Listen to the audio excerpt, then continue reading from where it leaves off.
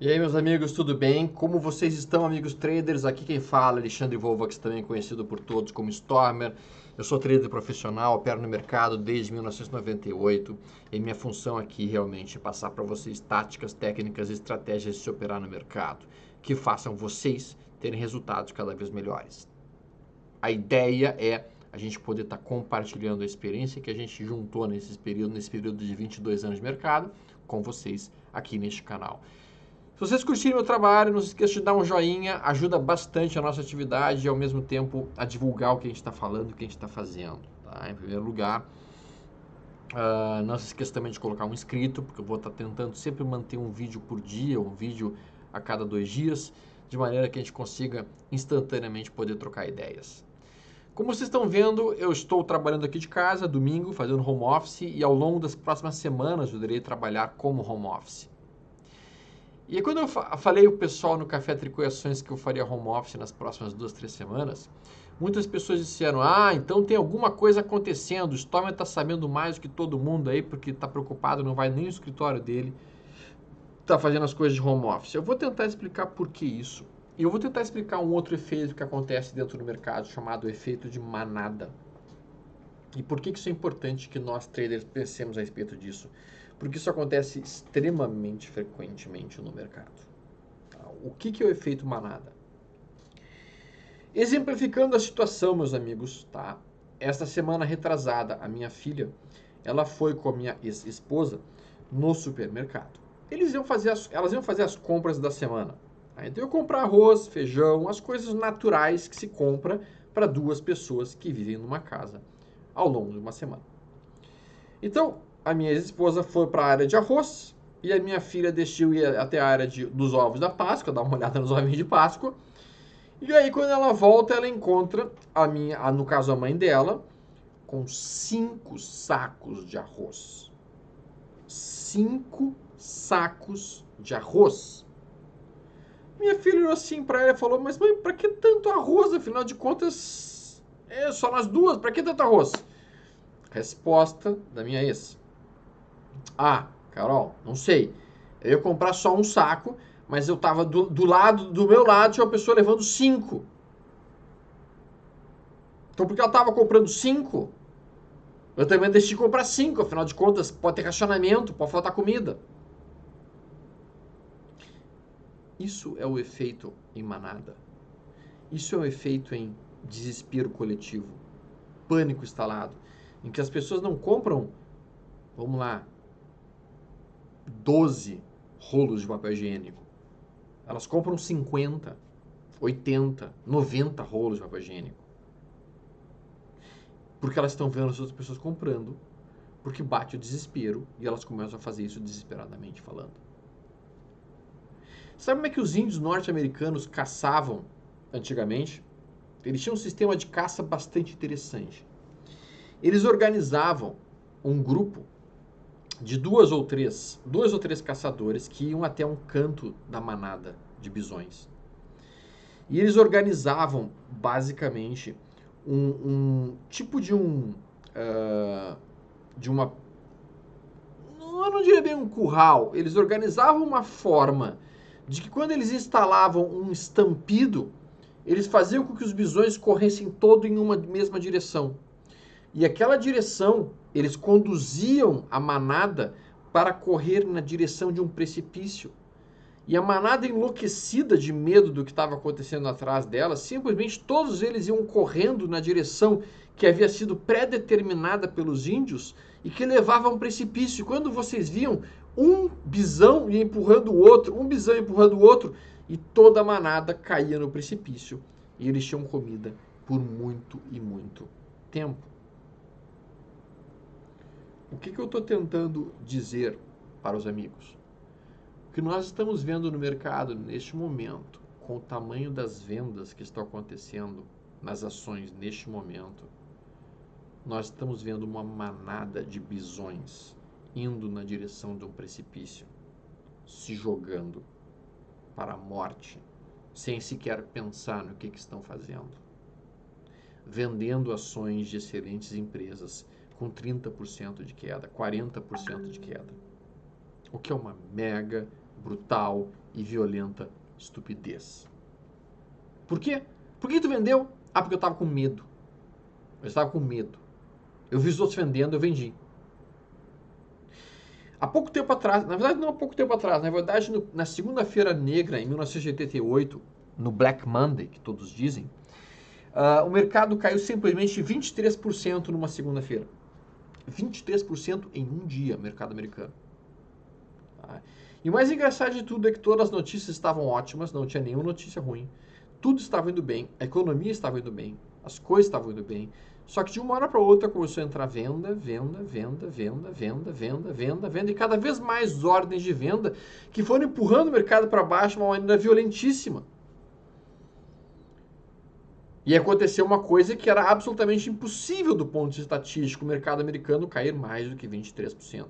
Na verdade, tinham feito estudos estatísticos que a queda máxima que o mercado conseguiria fazer seria de 7%, uma vez a cada 7 trilhões de dias. E de uma hora para outra o mercado cai 23%. Quebrando o paradigma de que o mercado nunca cairia mais do que 7% Dow Jones e S&P 500. O interessante disso é que alguns estudos foram feitos com os traders que venderam neste dia. Entraram em contato com os mais diversos gestores, com os assets, com investidores, pessoas físicas, e perguntaram para essas pessoas: por que você vendeu nesta segunda-feira? Se tudo estava indo bem, se tudo estava evoluindo bem e se as coisas estavam acontecendo de uma maneira natural.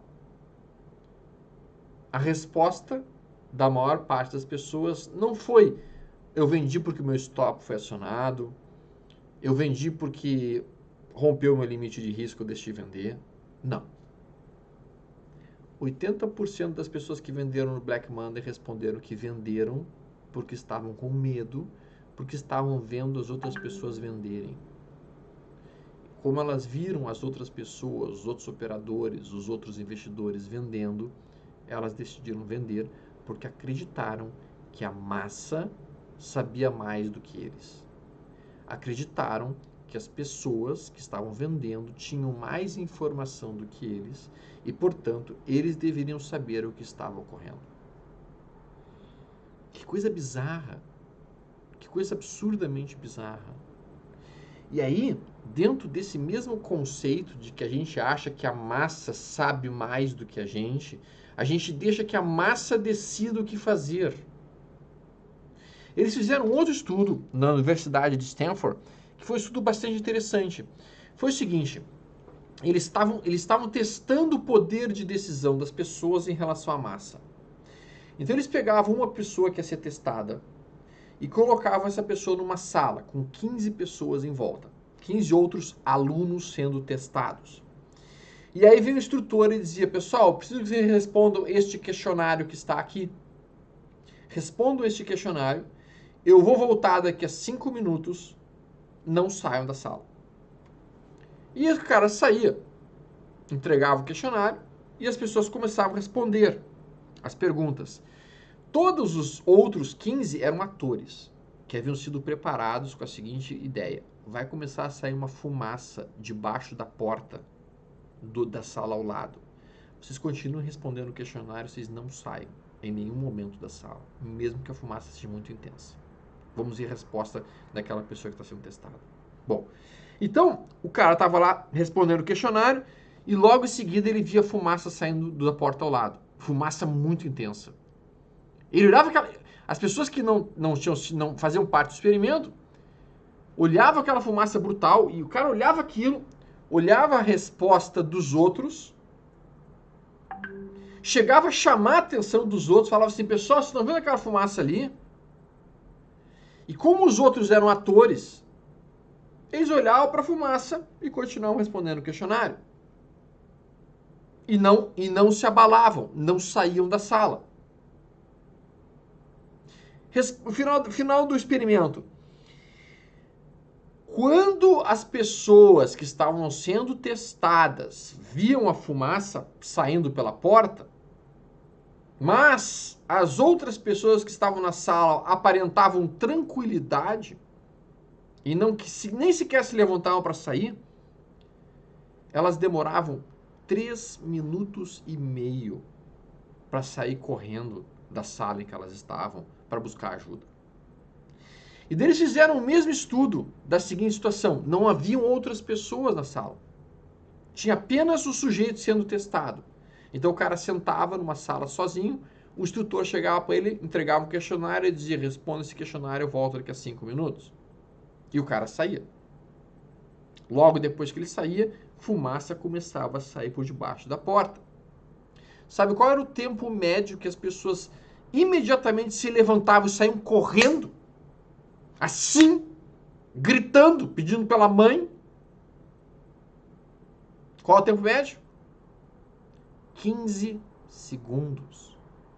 O cara olhava a fumaça, olhava em volta, não tinha ninguém para dar uma referência para ele. Ele se levantava: meu Deus do céu, vou pedir ajuda, tá pegando fogo.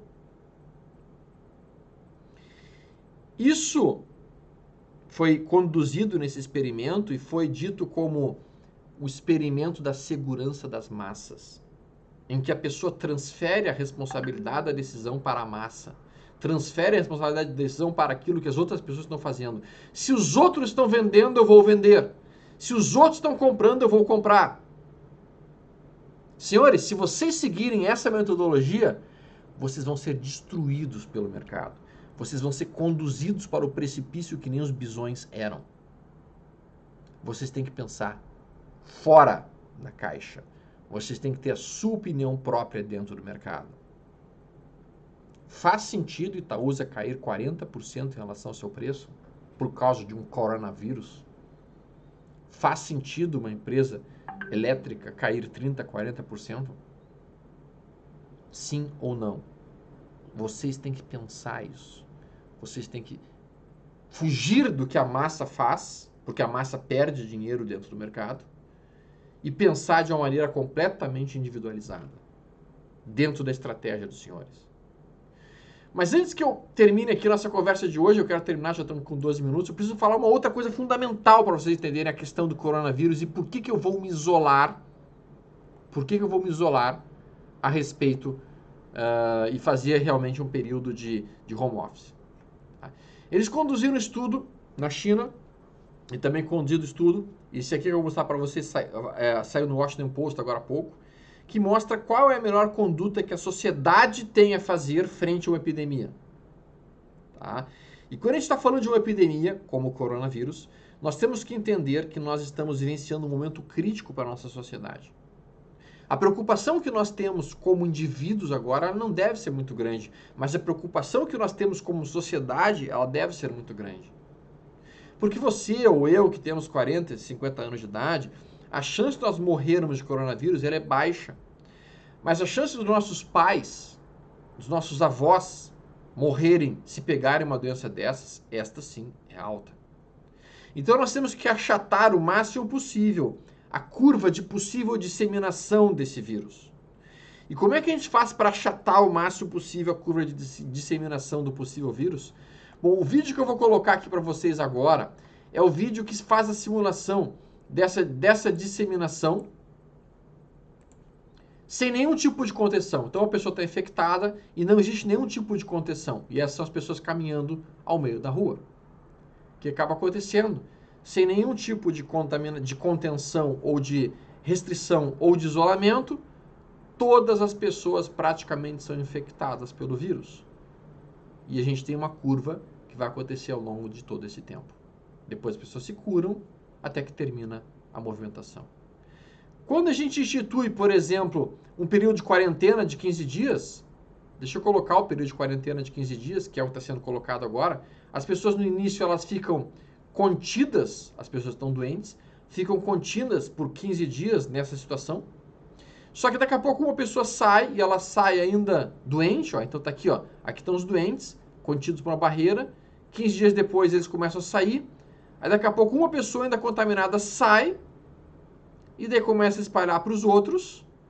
A gente tem uma diminuição na curva de doença, mas desde quando essas pessoas começam a sair, começa a pegar a população de uma maneira geral, a gente vai ter um segundo pico de doença, que é o que aconteceu na China e em outros lugares. Tá? Ainda assim, melhor do que nada. Quando a gente faz um outro tipo de isolamento, que se chama isolamento moderado ou distanciamento social, em que as pessoas param de ir em festas, param de ir em shows, param de ir em shopping centers, param de ir em cinemas, param de ir em festinha de aniversário, bater palma e assoprar em cima do bolo, certo? O que acaba acontecendo nesse tipo de situação? Olha como o distanciamento social, que significa basicamente 4 em cada 10 pessoas ficam em casa, certo? Elas ficam em casa, elas não se mexem, elas não saem das suas casas, elas ficam nos seus lugares. Olha como simplesmente cai dramaticamente o tamanho de curva de pessoas infectadas. Percebam como realmente acontece uma diminuição dramática no número de casos. Isso aqui não é nem a quarentena que está sendo instalada na China e que foi instalada na Itália. Isso aqui é simplesmente diminui a quantidade de vezes que tu sai de casa, fique mais tempo em casa, fique mais tempo no seu lugar de trabalho, sem que esteja transitando por diferentes locais. Isso por si só diminui a quantidade de espalhar os vírus. E automaticamente dá tempo das pessoas se curarem. E automaticamente a quantidade de pessoas contaminadas é muito menor. Portanto, quem puder ficar em casa, quem puder montar, digamos assim, a sua vida a partir de casa, saindo o mínimo possível. Se for jantar, vai num restaurante e janta numa mesa afastada dos outros, certo? Vai contribuir para a redução da disseminação da doença. E agora olha o cenário numa situação de quarentena total, que é simplesmente não poder sair de casa para nada, a não ser ir para um supermercado, comprar comida e voltar.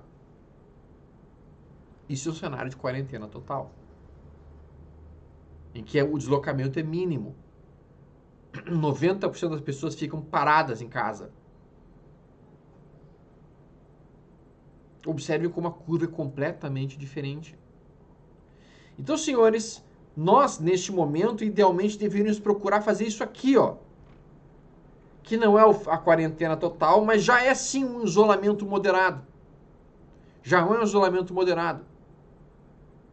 E gente, entendam, vocês não têm que estar preocupados com vocês, nem com os filhos de vocês, porque não morreu, graças a Deus, nenhuma criança com coronavírus. Nenhuma. Só que ao mesmo tempo, vocês têm que estar preocupados em não espalhar a doença para outras pessoas, pessoas que são mais vulneráveis. Isso significa, senhores, sim, isolamento moderado. Isso significa, sim, diminuir a quantidade de jantares fora, não ir em shopping centers, não ir em shows, ficar mais em casa. E quem puder, home office. Sim. Nós temos que pensar a nível de sociedade, não a nível individual. Ah, mas para mim, Alexandre, seria interessante eu pegar o coronavírus agora, porque se eu precisar de um respirador, eu ainda tenho respiradores disponíveis aqui em Porto Alegre. Cara, entenda o seguinte, se você pegar agora, você vai transmitir provavelmente para o seu pai, para sua mãe, para os seus filhos, para os seus netos, para os seus avós. E eles vão precisar provavelmente do seu respirador. Então o foco é, isolem-se no momento. Sim. A maior parte do pessoal do Einstein, do Sírio, estão projetando que o pico de incidência em São Paulo vai acontecer em abril, final de abril, início de maio. E vai chegar em Porto Alegre. Sim, vai. E nessa situação, o que a gente deve fazer? Não é entrar em pânico. Não é montar um rancho, se esconder dentro de casa. Não. Faz as provisões necessárias. Sai o mínimo necessário para a rua. E fica mais isolado. Esse é o truque. Em relação à bolsa, minha opinião, o mercado já fez um fortíssimo movimento de recuo. É bem provável que esteja se aproximando de um fundo plausível. Eu entendo que o V15, que é uma queda reta na primeira quinzena, com uma alta reta na segunda quinzena, seja o cenário mais provável. Sim, da forma como eu leio. Não estou dizendo que a gente vai voltar para o topo histórico nosso. Mas acho que tem uma boa probabilidade de termos uma segunda quinzena de recuperação, sim. E talvez um próximo movimento de recuo mais adiante. Mas eu, neste momento, estou mais procurando por sinais de compra do que por sinais de saída. Enquanto todas as pessoas estão em pânico, querendo vender tudo que elas querem, eu estou pensando em aliviar a dor delas, comprando delas. Esse é meu projeto. Essa é a forma com que eu leio. Faz sentido? Não faz sentido? Os senhores podem pensar em casa. Um abraço a todos. Uma ótima semana de trades. Tudo de bom.